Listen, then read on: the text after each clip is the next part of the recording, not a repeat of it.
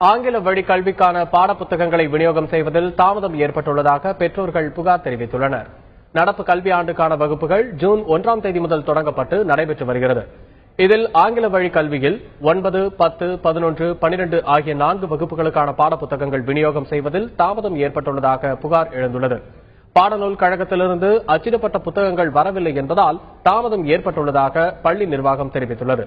10 தினங்களாக மாணவர்கள் பாடப்புத்தகமின்றி பள்ளிக்கு சென்று வருவதால் பாடத்திட்டத்தை புரிந்து கொள்வதில் சிக்கல் ஏற்பட வாய்ப்புள்ளதாக குற்றம் சாட்டிய பெற்றோர்கள் ஆங்கில வழி கல்விக்கான பாடப்புத்தகம் உடனடியாக விநியோகம் செய்ய அரசு நடவடிக்கை எடுக்க வேண்டும் என கேட்டுக் கொண்டுள்ளனர். 10 days முன்னாடி வந்தேன், 10 days கழிச்சு வர சொன்னாங்க. டியூஷன் சென்டர்ஸ்லயும் ஸ்கூல்லயும் புக்ஸ் நீங்க வாங்கிட்டு வாங்கன்னு சொல்றாங்க. இவங்க தான் சோர்சிங் பண்ணணும், இவங்ககிட்ட தான் பண்ணணும், இவங்க கொடுக்கலன்னு சொல்றாங்க. திருப்பி இன்னைக்கு வந்தா another 10 days சொல்றாங்க.